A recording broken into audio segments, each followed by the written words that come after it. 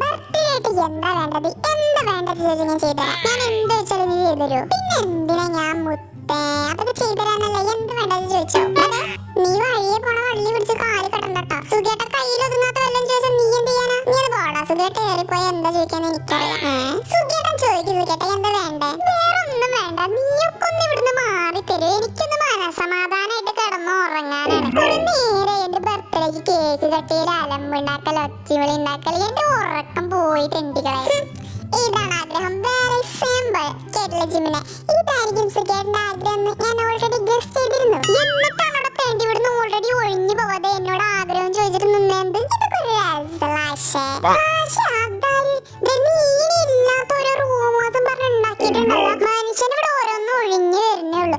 അപ്പോഴാണ് അവൻ എനിക്ക് ഇതുവരെ ഇല്ലാത്ത ചീത്തപ്പേരുണ്ടാക്കി തരുന്നത്. ഇവിടുത്തെ ആശന്റെ വർത്താനം അതാ ഞാൻ ഇതുവരെ കേട്ടിട്ടില്ലല്ലോ. നീ